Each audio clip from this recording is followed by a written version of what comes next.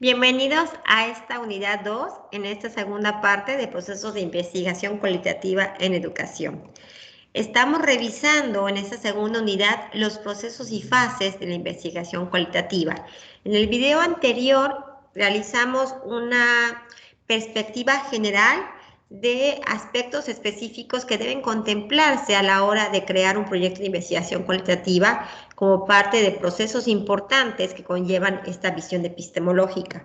En este momento vamos platicando de las fases del proceso de investigación cualitativa, la cual dividimos en 2 videos para que podamos ir analizando cada una de estas y tratar de resolver dudas y sobre todo que tengan ustedes una orientación en su tesis. El proceso de investigación cualitativa, pues como habíamos platicado, conlleva etapas y fases que van edificando un proyecto sólido, coherente y articulado con la teoría que aporte el estado del arte del tema investigador. Es por eso que se requiere del conocimiento de estas fases para su aplicación en la tesis doctoral. Y la actividad tiene como finalidad que el estudiante identifique esas diferentes fases, pero sobre todo que las puedan aplicar en su tesis. Vamos a iniciar con algunos pasos, son 15 pasos para hacer tu tesis, en las cuales vamos a ir revisando punto por punto los aspectos centrales y más importantes. Cabe señalar que esta no es una receta de cocina, ni es una guía estructurada, al contrario, es una serie de sugerencias, es una serie de procedimientos que te ayuden, que te sirvan como guía, que vayas retomando los aspectos que te puedan hacer interesantes y que te puedan aportar a la hora de elaborar tu protocolo. El paso número 1, pues, es la formulación y delimitación del problema, que corresponde también con el primer capítulo de tu tesis. Todo problema surge de un tema de investigación.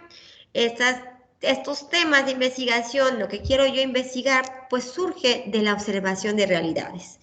Ustedes como docentes están en una realidad constante de transformación y cambio en las aulas, están en el contacto directo con la comunidad educativa y en ese sentido, en este diálogo, en este encuentro con el otro, van surgiendo problemas que necesitan resolverse, problemas socialmente relevantes que requieren una solución y que ustedes como docentes investigadores pueden ayudar o aportar a la resolución del mismo. Entonces eso es muy importante porque logramos avanzar en el conocimiento sobre un tema y de esa manera se va generando el conocimiento. Vamos a ir de lo general a lo particular y también de lo particular a lo general.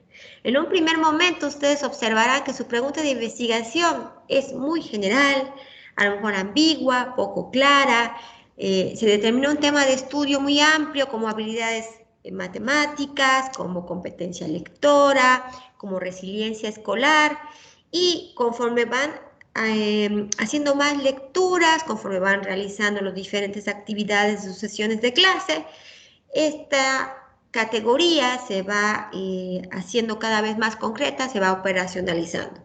En esta primera parte es completamente normal sentir esta situación de la ambigüedad, de la poca claridad de la pregunta de investigación que se va a ir aclarando. Curiosamente, en la última parte de la tesis vamos a ir de lo particular a lo general al poder recabar datos individuales, datos de estudios de caso, datos de las personas que son entrevistadas y a partir de lo particular vamos a ir generando categorías, vamos a ir reformulando categorías y vamos a ir generando teoría. Entonces, vamos a partir de esta creación de un objeto de estudio que se conforma por una mezcla de lecturas previas sobre la teoría que ustedes van a elegir para el sustento de su tesis, sobre observaciones y sobre todo con la confrontación de las realidades, que es una característica de este enfoque.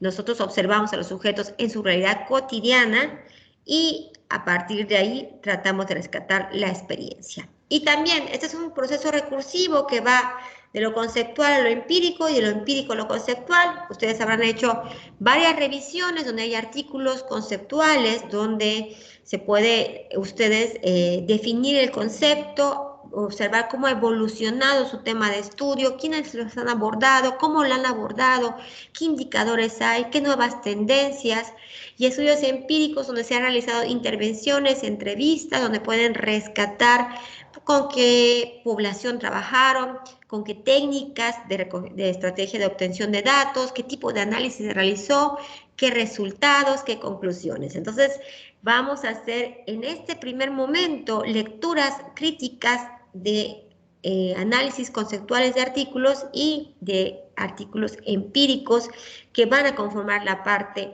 medular del marco teórico. Para poder lograr esto es muy importante parcelar la realidad. O sea, tenemos realidades, elegimos un pequeño fragmento, una pequeña parcela de esa realidad y enfocamos nuestra visión a esas realidades que de alguna manera se conforma a partir de la definición de tus categorías de estudio. Entonces, si yo tengo mis categorías de estudio que son metas de vida, con aprovechamiento escolar y quiero observar, quiero poder rescatar la experiencia de los sujetos con respecto a estas dos categorías de estudio, ya el aula de clases o la comunidad académica y las realidades que estoy observando se van a definir con base en estas dos categorías que van a ser el eje transversal con la cual yo voy a articular todos los demás elementos de mi investigación. A partir de esta definición, entonces podemos comenzar con plantear el problema, los objetivos y empezar a tener una idea de las posibles estrategias para obtener información. Vamos a ir viendo esas estrategias a lo largo de esta materia y de otras que también se enfocan en el proceso cualitativo de realización de instrumentos de estrategias de obtención de información. Este sería el primer paso. El segundo paso también es muy importante y los pasos, como les dije, no necesariamente son lineales ni secuenciales. En realidad, la tesis es un proceso complejo de toma de decisiones que algunas se hacen de manera simultánea. Entonces, en lo que yo estoy revisando la literatura, estoy formulando el problema, estoy definiendo mis categorías, estoy analizando de manera conceptual artículos que se relacionan con mi tema y también artículos empíricos. Entonces, voy haciendo todo esto en un conjunto, en un proceso con una visión muy definida.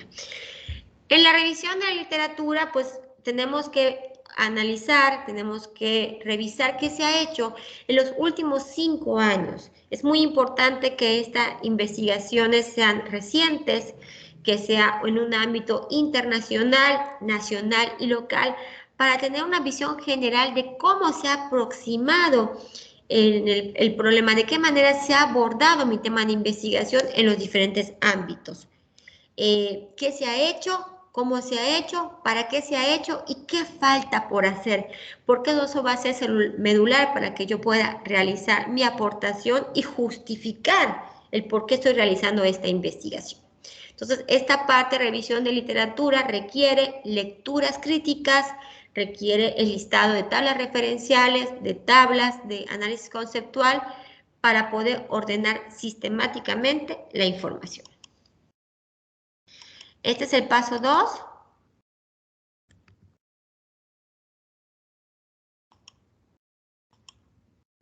Y vamos a seguir revisando los siguientes pasos, que es la construcción del marco teórico. ¿Qué requiere? Seguir leyendo, seguir analizando y en este momento vamos a comenzar a escribir, releer y reescribir también con base en los comentarios que les van realizando sus tutores y docentes de las asignaturas de metodología de la investigación. La construcción del marco teórico es un proceso sensible y complejo que requiere primero determinar una visión y una teoría educativa que va a sustentar su investigación. De la evolución del concepto, del análisis conceptual de sus categorías y de la revisión de los estudios empíricos que se han realizado actualmente. Entonces, ¿por qué es importante este marco teórico que ya habíamos platicado en la unidad 1? Porque nos sirve como un paraguas que nos ayuda a delimitar nuestro tema de investigación y que nos aporta un sustento que permite al investigador, 1, justificar su problema, 2, conceptualizarlo, es decir, describirlo con base a lo que se ha realizado previamente en el estudio del arte, y reflexionar sobre la forma de abordar y analizar los datos. El marco teórico y a partir de revisiones empíricas nos van dando una idea de qué estrategias voy a usar para obtener mi información y para analizar mis datos. Bueno, el problema necesariamente debe vincularse con un cuerpo teórico existente. Si estoy investigando metas de vida, bueno, que se ha investigado, que se ha estudiado al respecto, bajo qué teoría, una teoría clásica, socioconstructivismo, una teoría más contemporánea, postpositivista, como la construcción social. Entonces, esto me va a determinar la visión que voy a tener y la manera como voy a definir, categorizar, operacionalizar mi variable de estudio. También hay que considerar no solamente el cuerpo teórico, sino también el marco histórico y social de esta visión. No es lo mismo estudiar metas de vida en una población indígena, en una población mestiza, en una población urbana, en sujetos adolescentes, en jóvenes universitarios, en un contexto de una situación donde hay un conflicto en la comunidad, donde hay una guerrilla, donde hay un acuerdo de paz. Entonces, todas estas situaciones son determinantes a la hora de construir el marco teórico. El paso 4 es precisamente la formulación de supuestos teóricos que guían la investigación. En la investigación cualitativa no se manejan hipótesis previamente establecidas como tal, que uno desea contrastar, refutar, comprobar en la realidad toda vez que ha medido la variable de interés. En el enfoque cualitativo tenemos supuestos teóricos que guían la investigación y esos supuestos se derivan de la teoría observada. Entonces, la manera como yo concibo mi fenómeno de estudio es la manera como lo voy a tratar de aproximarme para obtener información al respecto. Entonces, si tengo supuestos teóricos relacionados sobre cómo las personas construyen sus metas de vida a partir de la identificación de valores culturales, sociales, a partir de la construcción de identidad que se ha generado después de la pospandemia y empiezo a revisar estudios que hablen de una teoría que me permita explicar este concepto y de ahí derivar mis supuestos teóricos que me van a servir de guía y orientación tanto para la recolección de los datos como para la interpretación de los mismos. Llegamos al paso 5, que es la selección de un diseño de investigación. Si bien ahorita vamos a platicarlo de una manera general, de una manera, pues digamos, muy sucinta, es importante que ustedes hagan las lecturas correspondientes. Llegado el momento, va a ser una decisión importante que van a tener que tomar para que uno puedan acercarse al trabajo de campo, puedan encuadrar su teoría y su método y puedan interpretar sus resultados. De manera general, los diseños más comunes que también se pueden combinar, no son únicos, no son excluyentes, pero que son los que más se reportan en literatura, son los estudios de tipo etnográfico. En ese tipo de estudios se aborda un grupo humano y sus características, culturas, sus tradiciones, sus creencias, sus costumbres, y el sujeto de estudio es ese grupo humano donde está étnicamente diferenciado. Esa va a ser una cuestión importante. En una etnografía normalmente se trabaja con observación participante. El investigador se traslada a la comunidad, vive en la comunidad, convive con la gente, intenta aproximarse al mundo de significados que tiene la comunidad y rescatarlos. Entonces, a partir de una estudio de corte etnográfico, que es que estamos articulando antropología, historia y otras disciplinas, podemos hacer observación participante y generalmente entrevistas a profundidad. Otro tipo de diseño son los biográficos o narrativos, donde aquí lo que se interesa es comprender el testimonio subjetivo de un informante sobre situaciones de su vida, sobre experiencias, sobre conocimientos, sobre significados, sobre emociones. Es un proceso que puede ser importante. Por ejemplo, la vivencia de una persona que ha pasado por migración. Entonces, un grupo de migrantes, vamos a que han tenido que renunciar a su lugar de origen, que se han trasladado, que se han establecido en una comunidad y que sus hijos van a la escuela. Necesitamos tener este tipo de información y este sería uno de los enfoques o diseños que podríamos trabajar con informantes claves de la comunidad. Si tengo más de 5 informantes o más de 6, ya puedo tener estudios de caso, y la manera de poder aproximarse a estas realidades también es la entrevista a profundidad, y también podemos usar el rescate de documentos, testimonios, evidencia fotográfica, cartas, pasaportes, a todos aquellos que permitan a la persona explicar y comprender mejor su historia. Estos son 2 primeros diseños. Y vamos a revisar los otros 2 siguientes, que es el diseño fenomenológico, que es el estudio de fenómenos socialmente relevantes desde la perspectiva de los actores sociales, y se trabaja con grupos humanos, instituciones sociales, y también, bueno, ustedes van a observar que las estrategias son las mismas, pero en realidad el enfoque que se da es diferente. Y la observación es un aspecto clave, la investigación cualitativa, la entrevista también pueden ser grupos focales, pueden ser entrevistas grupales, puede ser uso de testimonio, puede ser rescate de experiencias de historia de vida, se pueden utilizar otras estrategias.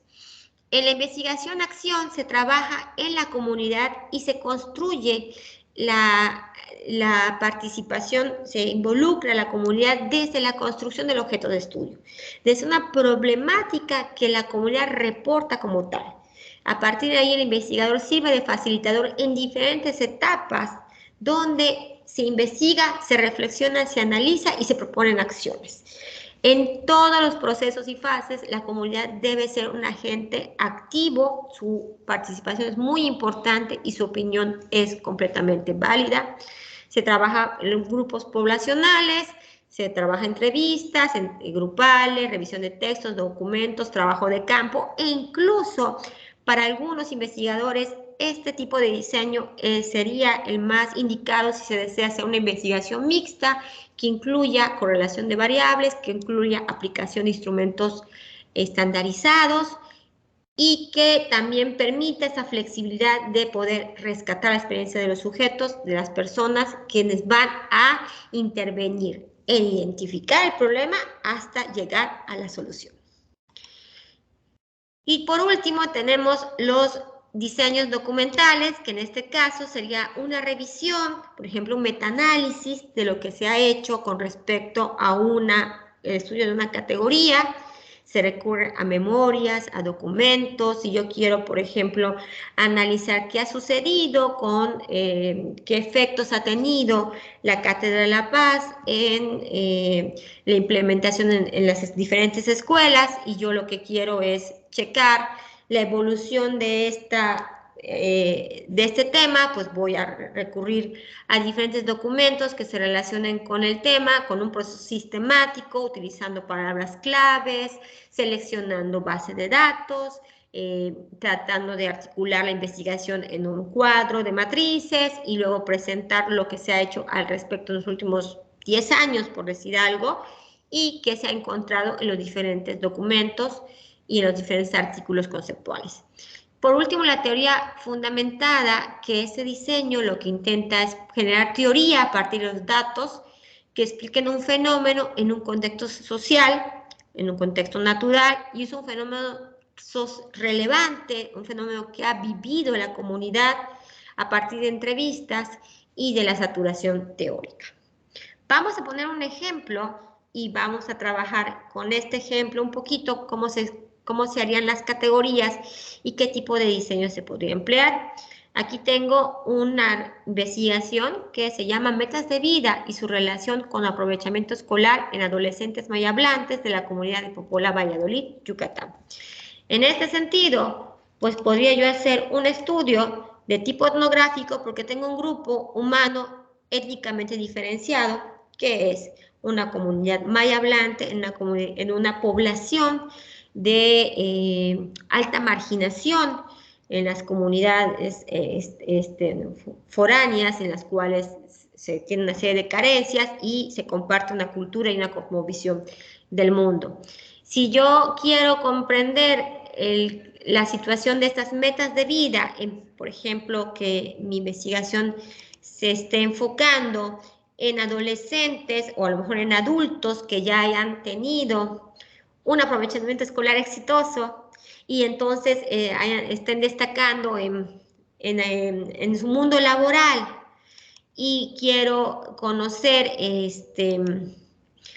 qué aspectos de su existencia fueron significativos para poder lograr este éxito laboral o este éxito personal, como se haya definido éxito en voz de los participantes. Podría utilizar este método biográfico narrativo para rescatar la experiencia de 5 personas que trascendieron estas metas de vida, que lograron estas metas de vida, y las puedo entrevistar. Si yo quiero hacer un estudio fenomenológico, entonces a lo mejor puedo yo entrevistar a un grupo de personas, no necesariamente mayablantes, que hayan tenido esta perspectiva, los actores sociales del fenómeno que ha pasado después de la pandemia. Entonces, ¿qué ha sucedido con un grupo de estudiantes después de la pandemia que lograron sobrellevar, ser resilientes a las condiciones desafortunadas, que lograron, por ejemplo, sobrevivir a pérdidas, a duelo, a la falta de internet? Entonces es un fenómeno social, la pandemia, y todo lo que se estudia a partir de ese fenómeno, de esta postura, se puede rescatar en la experiencia. De investigación-acción, bueno, pues yo como investigadora observo que la comunidad tiene una necesidad de reforzar los hábitos académicos, y la necesidad de que los estudiantes o de que los adolescentes tengan metas de vida, proyecten existencia de conductas más saludables, que se alejen de la adicción, que les sabemos que la escuela es un factor protector. Entonces empiezo a trabajar con la misma comunidad, a lo mejor me reúno en la escuela, me reúno en el parque, y empezamos a formular ideas sobre el problema, sobre cómo resolverlo, investigamos, reflexionamos, proponemos acciones, se replantean, se hacen las acciones, se analizan, y al final se hacen ceremonias donde las personas comparten a la comunidad, establecen estrategias, hacemos una feria de conferencias, talleres en general. Y bueno, si yo estoy un estudio documental, pues voy a revisar lo que se ha hecho en los últimos 5 o 10 años, yo pongo las fechas, revisión histórica sobre acontecimientos que pasaron en una determinada población, que se relaciona, por ejemplo, con cuestiones que tienen que ver con datos de la adolescencia, estadísticas, por ejemplo, y en general lo que se ha hecho sobre el tema.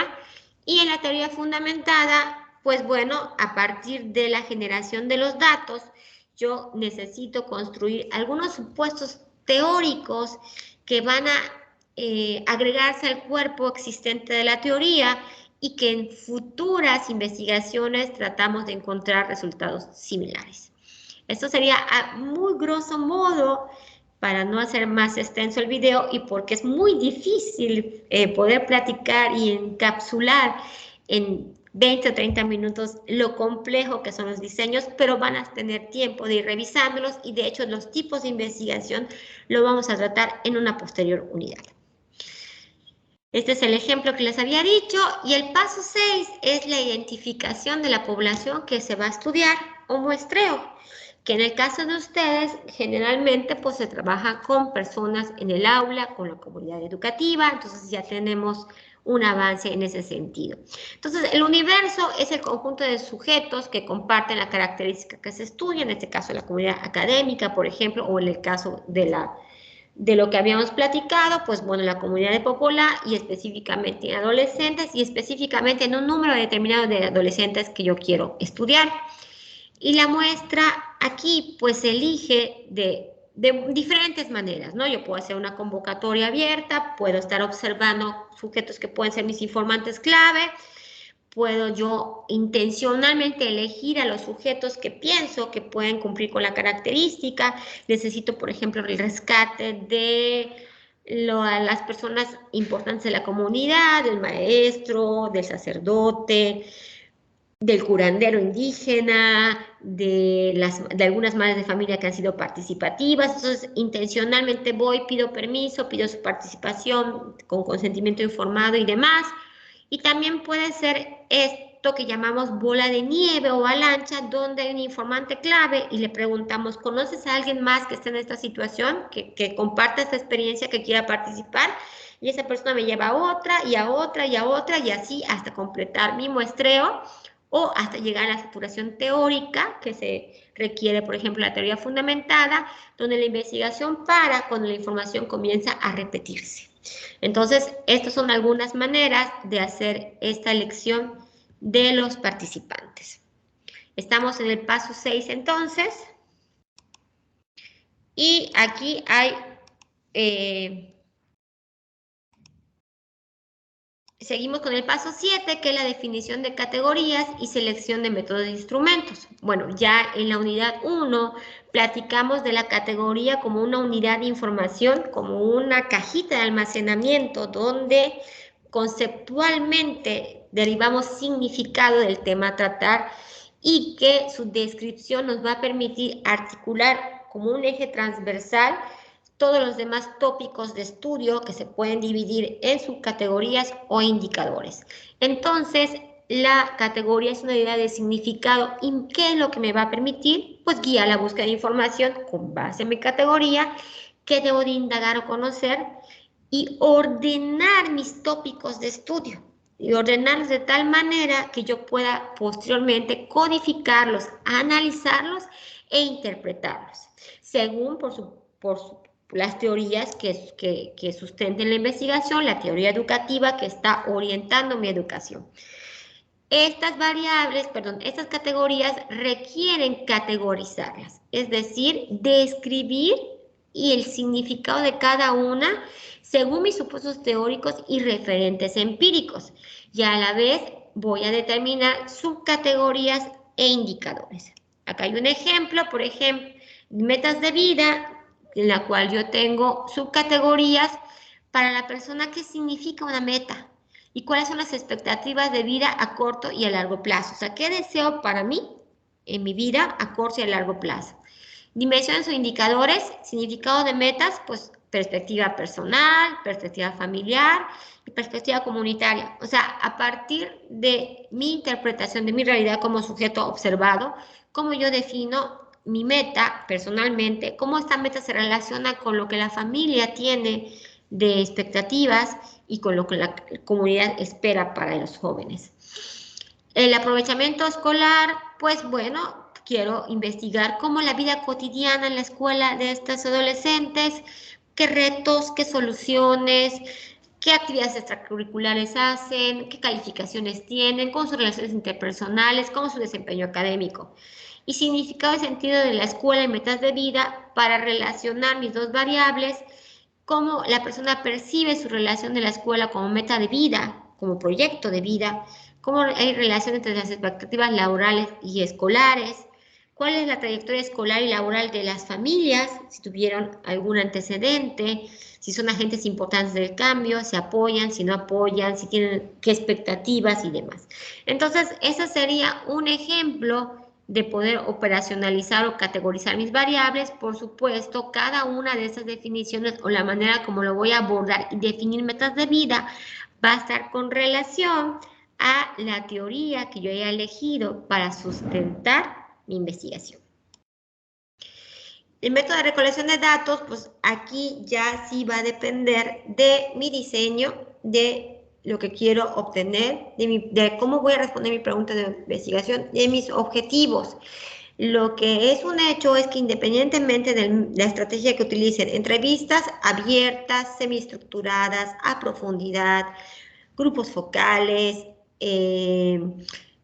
equipo reflexivo, grupos de trabajo, entrevistas grupales, observación participante, independientemente de la estrategia, se requiere un acercamiento directo, un intercambio de diálogo entre el investigador y los participantes, generalmente de cara a cara, para poder obtener esta información y para poder lograr los objetivos.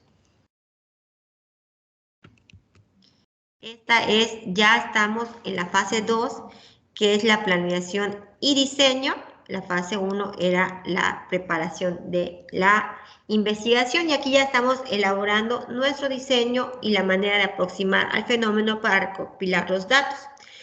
Y bueno, ya llegamos al paso 8, que en este momento hacemos un alto. Hacemos un alto y aprovechamos revisar todo lo que ha acontecido desde entonces en algunos procesos ya formales académicos. Sería el momento de entregar el protocolo de investigación para la revisión. Ya tenemos el método, digamos. Entonces, antes de entrar al trabajo de campo, antes de entrar al pilotaje, se recomienda poder escribir el protocolo y que otras personas, expertos, ajenos al proyecto, pero que sean, que conozcan del tema, puedan leerlo y puedan dar sus opiniones con el hecho de poder mejorar antes de poder hacer la aplicación de las entrevistas. Muy bien, entonces estamos en el paso 9. Y el paso 10 corresponde a la tercera fase, que es la fase empírica, que es un momento trascendental en la investigación, que es el trabajo de campo. Entonces, el trabajo de campo implica un acercamiento a la comunidad desde ciertos parámetros. Por ejemplo, tenemos que tener muy claros, ¿sí?, cómo vamos a recopilar los datos y cómo vamos a prepararlos para su análisis. La duración del trabajo de campo es variable y va a depender del objetivo de investigación y de las categorías involucradas. Se requiere una planeación del mismo por medio de un cronograma y yo sugiero que este cronograma sea realizado de manera lo más realista posible y de acuerdo con cada uno de su tutor para que vaya revisando cada una de las fases del trabajo de campo, las fechas y los tiempos que siempre se modifican y siempre sufren transformaciones, pero bueno, con base en ese plan vamos determinando tiempo, haciendo un cronograma de entrevistas, citando a las personas, buscando escenarios. Si trabajamos en comunidad, no siempre es muy fácil encontrar un escenario para entrevistar a las personas, a veces solamente se puede tener acceso al parque, en el ayuntamiento del municipio o de la localidad, en la escuela, quizás en un espacio.